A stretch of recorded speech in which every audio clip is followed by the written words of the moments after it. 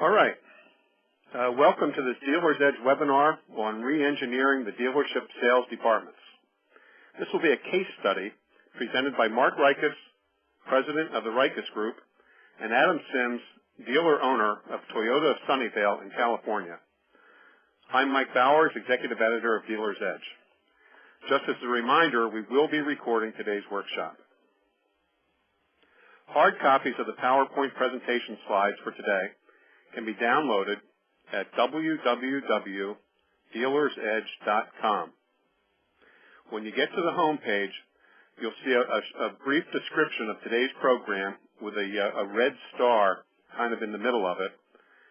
Click on the red star. I think the words webinar handouts are printed on that. Click on that red star, and that should take you to another link, which will take you to the handouts. I tried that myself earlier, and the downloads do work, but please be patient. These are fairly large files, and they take a little time to load. If for some reason you're unable to download the PDF version of the handout, send an email to me at mbowers@dealersedge.com, and I'll send the handout back to you as an attachment to the email. Again, go to dealersedge.com, click on the red star on the Dealer's Edge homepage. That should take you to a link that will take you to a hard copy of today's handouts if you'd like to print those out for future use. To get more out of today's workshop, you should watch the presentation in full screen mode. We have a lot of material to cover today in a relatively short time in which to do it, so we'll be moving quickly through the material.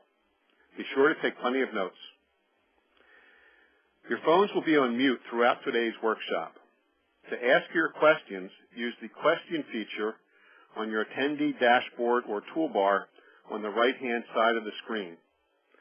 It should either say Q&A or have an icon with a question mark in it. If you click on that, that will allow you to ask questions. We'll collect your questions. We'll ask all the questions at the end of the presentation and try to answer most of them today. If we run out of time and can't get to everyone, we will create a list of questions and circulate the questions and answers in a few days. Some of you also submitted questions in advance, and I thank you for that. Now for today. Albert Einstein is credited with giving us a common definition of insanity.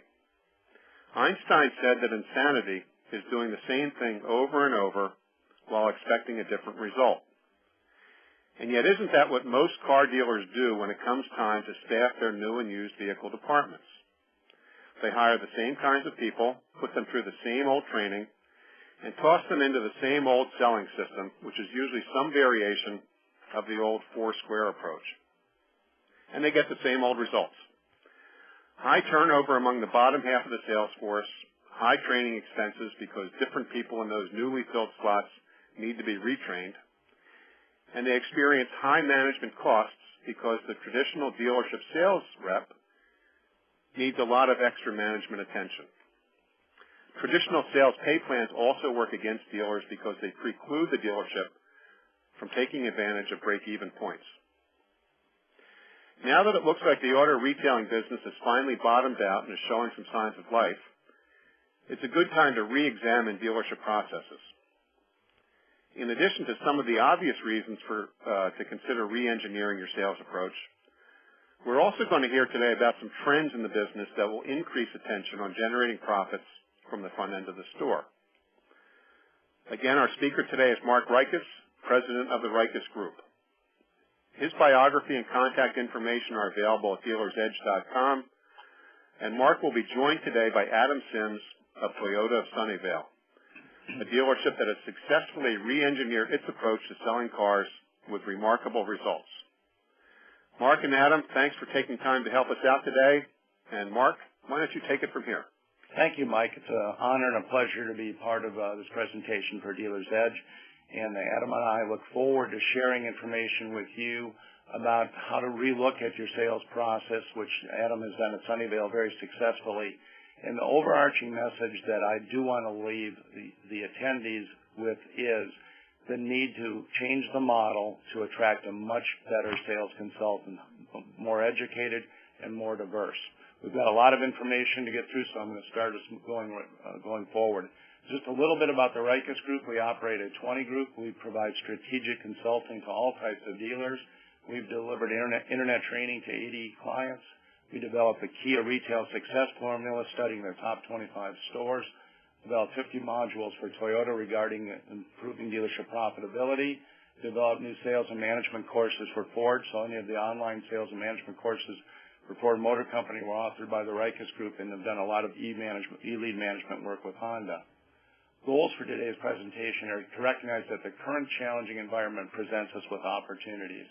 And we want to take this time to consider to re-engineer the sales process and especially wrap that sales process around what today's customers want.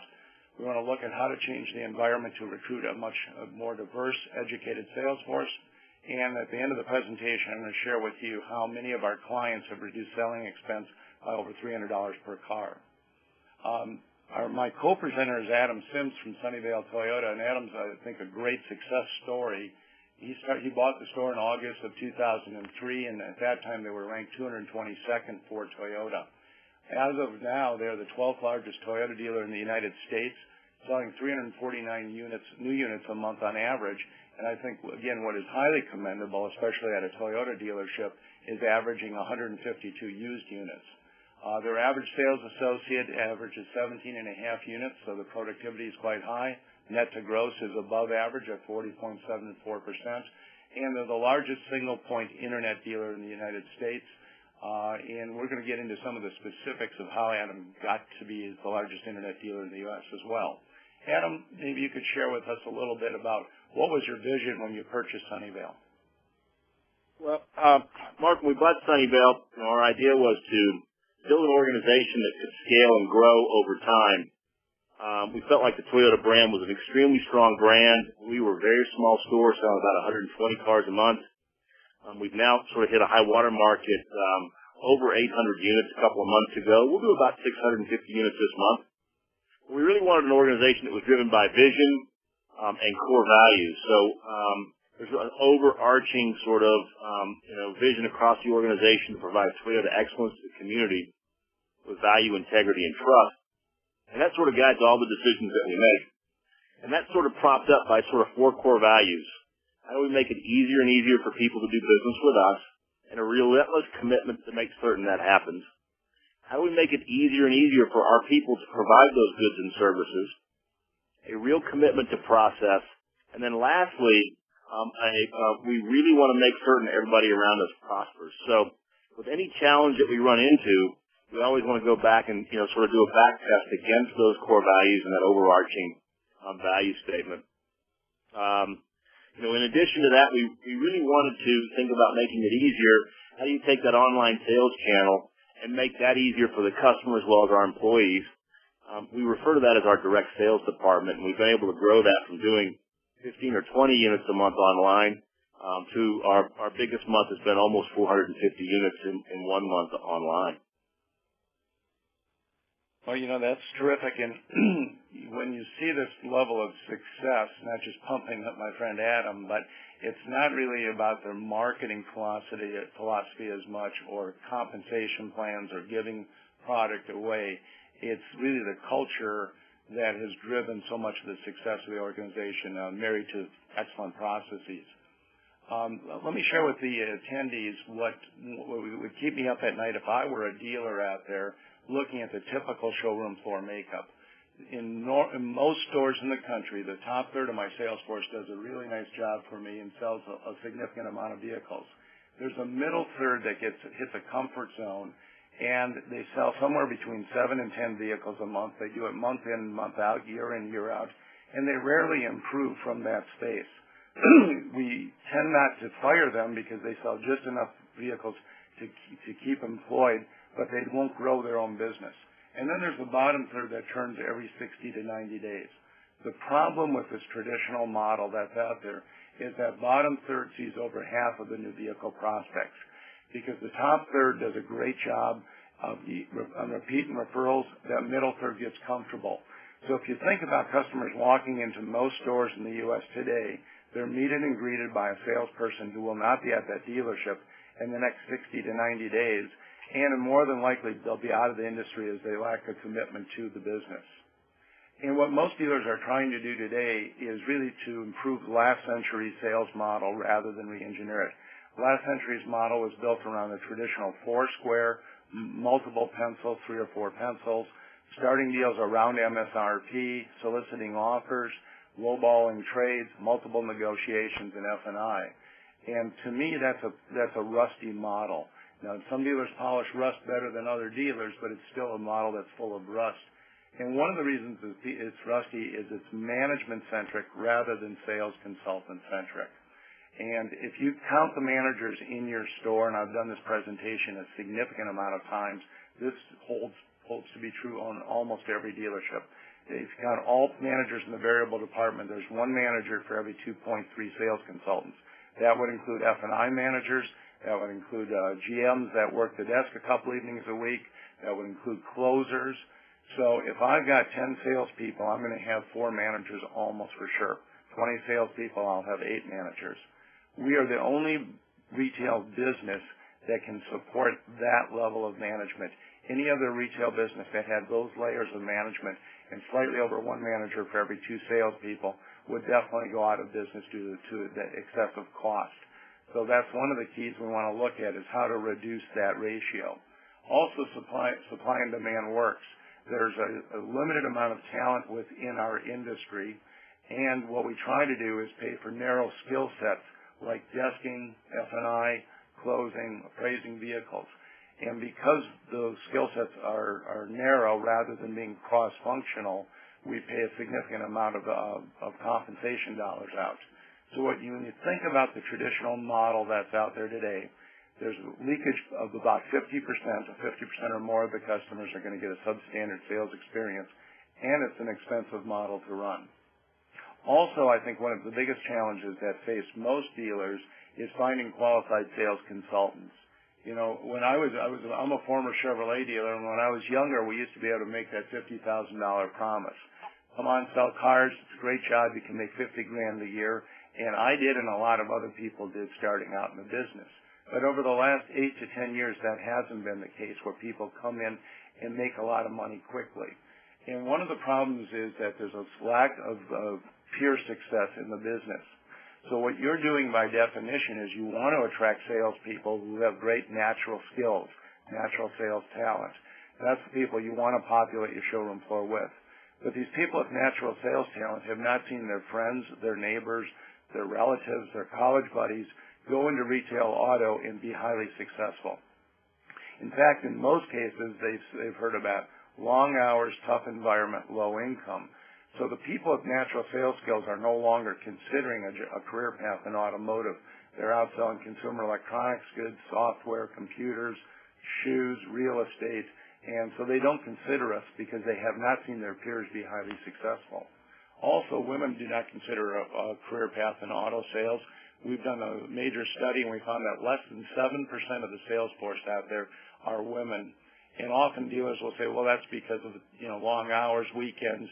But when you think about women, you can go to malls on the weekends, you see an awful lot of women working a lot of hours in stand-up jobs, whether it's jewelry stores, clothing stores, a lot of women in real estate working weekends. So it's not the job time that's the problem. It's the environment that doesn't attract women to selling vehicles.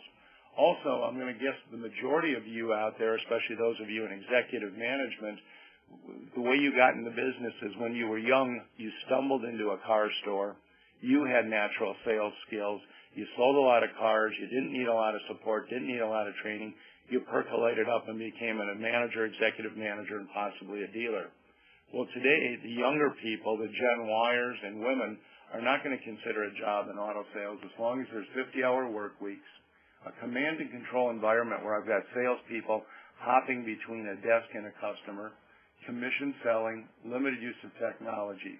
We're just not going to attract those younger people who traditionally stumbled into dealerships. They're not even stumbling in much anymore these days. Also, we're looking for something our society doesn't produce, and that's good negotiators. So if you think of a recruiting window, if you leave that recruiting window wide open for people with natural sales talent, it's a big window. But the window shuts quite narrowly when you're looking for people with good negotiation skills. So it's a recruiting disadvantage when you're trying to populate your showroom floor by definition with good recruiters. So unless we change the sales model and the environment, we're not going to attract people with these natural sales skills into the retail auto industry. So just to recap this first segment of my presentation, the majority of variable compensation dollars are flowing up to middle management. Sales consultant turnover will remain high as there's little money left to pay them. And grosses are low, and I think grosses are low for two reasons. Obviously, the internet drives down grosses, but the other thing that drives down grosses is salespeople not adding enough value for customers. When I add more value to a transaction, I can charge more. And based on what customers want today, there's not enough salespeople adding significant value to raise grosses. Where we see dealerships with limited amount of salesperson turnover and high productivity, they tend also to have better grosses than the marketplace. Also, I think dealers have lost a generation of sales management. As I go into stores, and I'm in stores quite a bit, I typically see 40-plus-year-old white guys managing 40-plus-year-old white guys. I don't see enough of the 25 to 30-year-olds full of vim, vigor, vitality coming off that sales line where I, as a dealer, can look at that person and say, I can build a top-notch manager out of this individual. So it's time to re-engineer last century's sales model. What I want to share with you is what we call a value creation sales model, which Adam uses in his dealership, and it's a limited negotiation model. So we're not pitching, if you will, one-price selling. This is more of a hybrid, but a very limited negotiations model. In the model says commodity plus a differentiating experience equals gross profits. And I think what customers are looking for is this differentiating experience. I don't think they enjoy spending 3 or 4 hours on a showroom floor trying to get the lowest price on the planet. And I don't think that they're price sensitive for $5 to $8 a month or about $300 worth of gross. What they're looking for is a differentiating experience. And absent of that differentiating experience, they'll treat new and used vehicles as a commodity and will shop long and hard. So when we think about dealers, customers that will sell us out for $100 or $150 or $200, more often than not, it's because they're not getting their needs satisfied, and therefore they are going to shop longer and harder. You know, we're in an environment today where most people will trade time for money, and most people are time starved. So if we can give people a faster, simpler process, in fact, they'll pay us more and buy more often as well. So the value creation sales model mechanics are we discount every vehicle, unless it's an extremely hot vehicle, to a value price or a market-based price. We want to have that. We want to improve our grosses, so we're going to peg that price about $150 above average gross. So you can look at your manufacturer's reports to figure out how to raise your grosses to approximately $150 or so or more above the average gross in the market. Or if you're starting out with value creation selling, you can just raise your grosses from where you're at by about $150. The sales consultant's sole job is to build value to this predetermined price point. In this model, the salespeople, unless they're senior salespeople, do not negotiate. Senior salespeople are fine to negotiate in this model, but what we want to do is bring in more entry-level salespeople with these good natural sales skills and not put them in a negotiation process immediately. If they get the price on the window, the discounted value price, they get an extra amount of compensation. If they cannot close the deal, the dealership sets up a business rule, and the business rule, let's call it $300. Managers can then come in and negotiate. So we still leave a little negotiations in the model, but we don't put that on salespeople. We have managers doing that negotiations. It's basically a one pencil, if you will. So it's quick, it's easy. The manager gets in, tries to close the deal. If it takes up to $300, he or she can do that. If not, the deal doesn't get closed. We don't keep going down, down, down. So what we've done now is eliminated the command and control environment where that salesperson, again, is hopping between a desk and a customer. And we're actually taking out, hope not to offend anybody out there, but taking out a layer of management called desk management, much more of a team leader type model, if you will, than the need for people to desk as well as manage salespeople on the showroom floor. So the value creation manager's job is what we want all retail managers to do, and that's to develop people and manage a process. In all too many stores, we've got deal managers rather than managers who are constantly figuring out how do I develop my people to take the process further? Also, I want my value creation managers to act as a resource and support, to be showroom floor activists. I don't want people sitting in offices or behind desks. I want them constantly coaching, recruiting, and training their teams. Adam, let's go and turn over to you for a second. How much do you negotiate in your typical new car deal in Sunnyvale? Well, Mark, our market's about 70% Asian Indian, so very much a cultural issue to negotiate. But I would say that we probably negotiate on 90% of our transactions within a pretty tight band of maybe, $150, $200, up to maybe $300 per car. Now, in order to be able to do that, we have to be pretty clear on and understand what cars are truly transacting for in the marketplace. So, we adjust our prices maybe on a weekly basis, and then that small amount of negotiation that we'll do, in a lot of cases, will be based on where does the customer really live. So, if they live close to our store and we need to move $350, when we do that, if it makes sense. Two people have to look at it, make sure it makes sense, and then we would make that kind of adjustment. Now, on the pre-owned side, Mark, we're 100% just sort of fixed price. We reprice the inventory every Monday based on how long it's been in stock and what the cars are being offered for on the internet. We use a tool called vAuto to help us do that.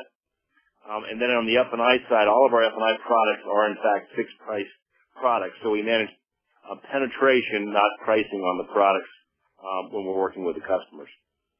The other thing I'd point out, having been at your store a number of times, is your salespeople don't cave in easily on the negotiation process. I've seen your desk manager, your managers say to your salespeople, go back and resell them on your value guarantees, resell them on the value of the product, resell them on the store. So isn't that pretty accurate that it's not, I can't get the deal, I'm just going to run to get a manager to close the deal? It's the salespeople do not cave easily. No, we certainly don't. I mean, what we try to do is we want to get a manager to meet the consumer early on in the process while we're differentiating ourselves from other dealers. Talking about our 3-day money-back guarantee, our 7-day exchange, our annual inspections, our free loaner card, and that kind of thing. So when the manager does have to go in and get involved with a customer, let's say the salesperson is really sort of getting some resistance on the price, but once they're pretty far along in the transaction, then the customer will have already met that manager once. So it's not like, okay, here comes a heavy-headed manager to close me. It's, I met that guy early on in my visit, and he's checking up on what's going on, so it seems to be a little bit smoother. This might be a good time. Why don't you share your website address with the attendees? And one of the things, if you folks go there, aside from being a very dynamic website, you'll find Adam's 10 value guarantees, again, trying to separate himself from the rest of the marketplace. And your website address is? It's ToyotaSunnyvale.com. Great. And I would like if you would like to go and actually, when you're at our website, if you'd like to actually put an inquiry in on a new car, and then watch the sort of automated process that will come back to you with a good, better, best pricing, along with a certified alternative to that pricing, and then the follow-up that will take place over the next, 90 days. I think you'll find that pretty interesting. The company that does that for us is a company called Response Logics, by the way. Great. And it is a very, very dynamic system, and giving customers more of what they want, wrapping and building processes around what customers want, which is transparency, speed, and openness of information sharing. Well, if we look at the value creation model versus the traditional model, right on the left-hand side here, in value creation is what every one of you want at retail. Anybody who's listening right now, when you go to a retail facility, you're looking for a process that's fast, simple, fair, and one you can feel in control of. The traditional process is long. 70% of the cars are sold in 30% of the time a store is open. So when you think about your store, you're probably selling cars a couple evenings a week, weekends for sure, maybe the last 2 days of the month. Around 70% of the transactions take place in 30% of the time the store is open. And those 70% of the transactions on average take 4 hours or more to sell. So that is limiting productivity significantly. This is a pretty important point, and almost all that time is chewed up in the negotiation process between the desk, between the salespeople, appraisals, and F&I, so that excess time. So if on a Saturday, if it takes 4 hours to sell a car, I'm limiting my salespeople to selling 2 cars in a day. If I can drive that time down closer to 2 hours, I double my capacity. So when dealers are saying to me, I can't find enough good salespeople, I will always come back with, you're probably overstaffing right now because of a poorly timed sales cycle. So right now, in essence, most of you, if you follow this model of about a 4-hour process for 70% of the vehicles that are sold, we're overstaffing based on the sales cycle time inefficiency. If I can drive that time down, I can boost my productivity significantly because I'm going to give my better salespeople more prospects to talk to.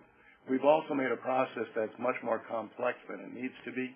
It's inequitable. The people who trust us the most or are the least educated pay the most money. The people that are the hardest to deal with are the ones that get the best deal, and they tend to give you the worst CSI scores. And and nobody wants to be under a control system. So this is the biggest cost any dealership has. You can plug whatever number you'd like in, but let's say a typical salesperson is going to see 40 prospects in a month. If my good salespeople gets these 40 prospects, he or she will close me around 30% or sell me 12 units. If these same 40 people wind up with my average to poor salesperson, they'll close about half the number. Let's call that 6 units. If my front and back end gross, and again, you can plug whatever numbers you like in here, if my front and back end gross averages $2,000, I've now lost $12,000 of gross by having these 40 prospects wind up with the wrong salespeople. I would have taken in 4 trades that I could have retailed for around $10,000, and I would have had about $1,000 of fixed income, fixed operations gross per deal. So the carrying cost of salespeople who sell 6 to 8 units a month, and that is the average in the United States when you factor in turnover, is around 6 to 8 units, is $20,000 of carrying cost every month.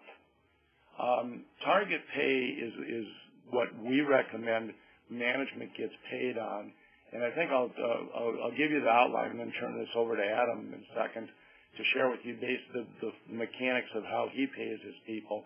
But in target pay, you're not paying for one behavior. You're determining where your managers add the most value, determining what they should make on an annual basis, and dividing up the different tasks by the value that's added for the dealership by the manager.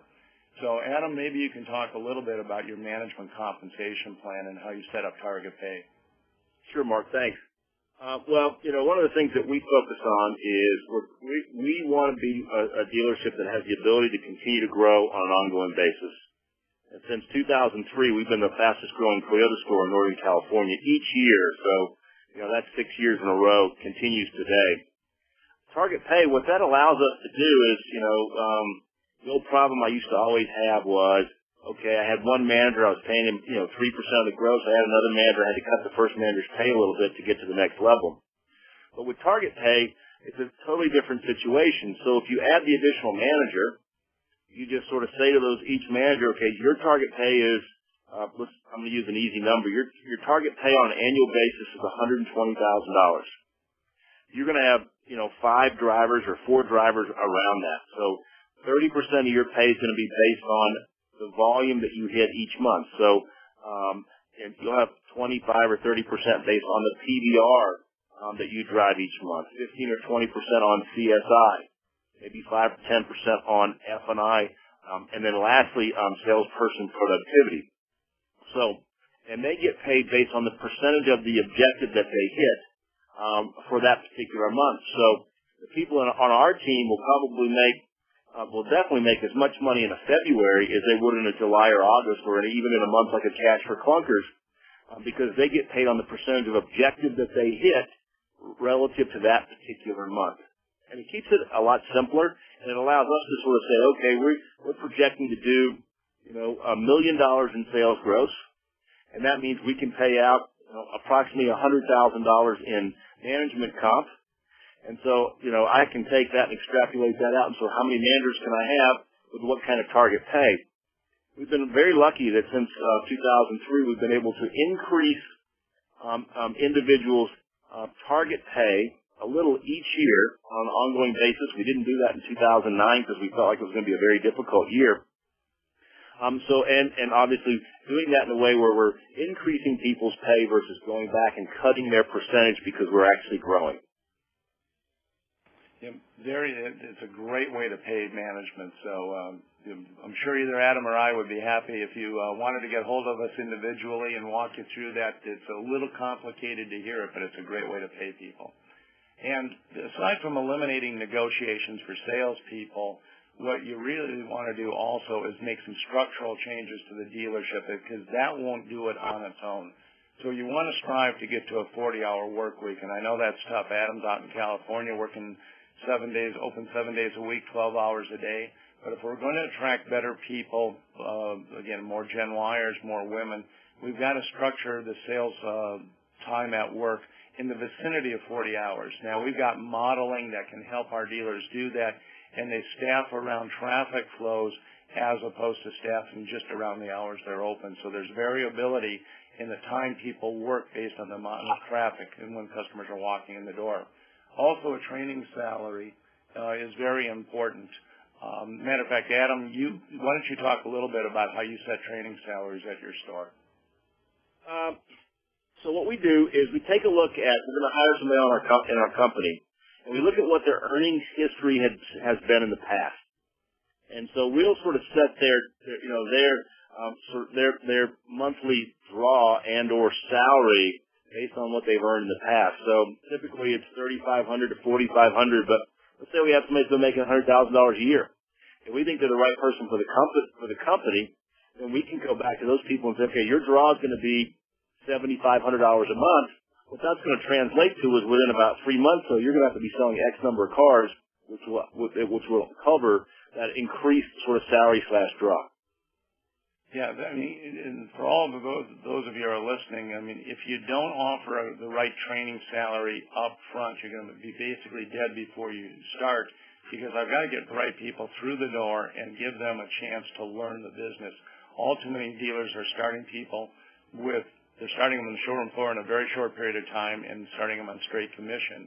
What we really want to do is pay people not to talk to too many guests until they have the understanding of the product and the skill sets. Also, I would eliminate salespeople's gross profit compensation plans for 3 reasons. So I wouldn't pay salespeople on the gross. Number 1, I'm paying the most money for the easiest cars to sell.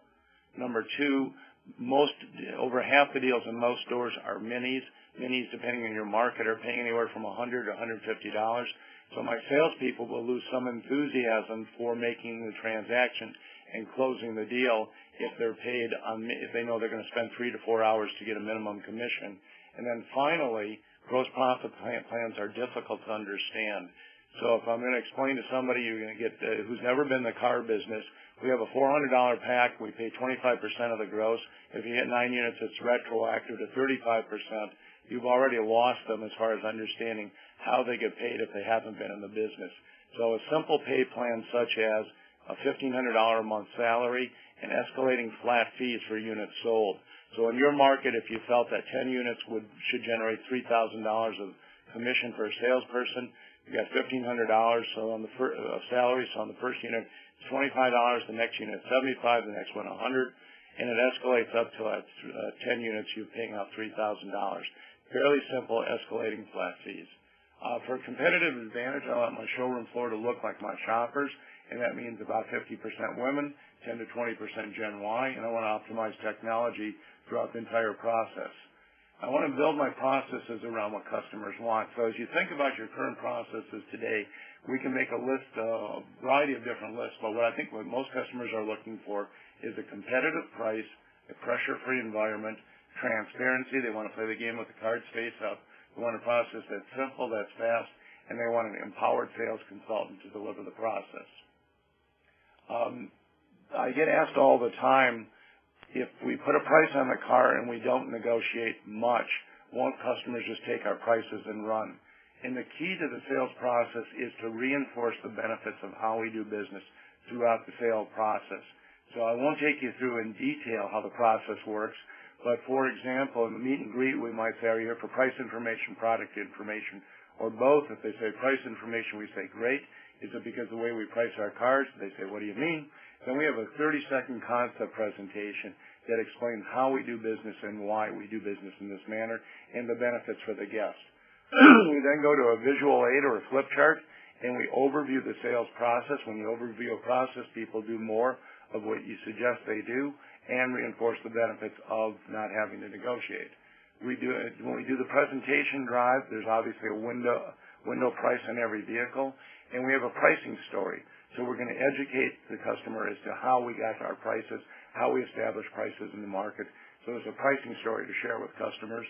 And when we do a trade evaluation, excuse me, that's where the TO typically takes place, where I've got a manager riding on the trade trying to find out two things. Number one, do we have them on the right vehicle? And if they're not on the right vehicle, that's a perfect time for a manager to switch that guest to a different vehicle. And number two, is this experience different than you find at other dealerships? And if not, to make sure to reinforce that. So I'm going to switch back over to Adam. As I mentioned, he's the largest internet single point dealer in the U.S. And Adam, why don't you walk through a little bit more detail about how you've achieved your success in the internet sales? So, Mark, some things that are very key drivers to us, obviously, is the person that we have that runs our direct sales department. We've had 4 or 5 leaders in there over the years. That doesn't mean that we've lost those people. We've just put them in other positions as time has gone on. But the consistent theme is it's somebody that's the caliber of a general salesperson, a general sales manager. I mean, they are not burying their head in technology. They're putting their head down and going out and meeting customers, team with salespeople, doing one-on-ones, training, taking TOs, talking to customers on the telephone, working on preferencing and pricing. They're doing what a GSM does in a typical dealership. When we first started, we grew our department pretty quickly to about 75 units, and we had a leader in the department, and basically that was a very big internet department as far as he was, as anything he'd been exposed to. And we moved him somewhere else in the company. We brought somebody in that was determined to do 150. And once they got to 150, that was all they could manage. And then we went and got somebody that could do 250. Now we have somebody that can do 400 to 500 units a month online. So, but it's not a technology-oriented position.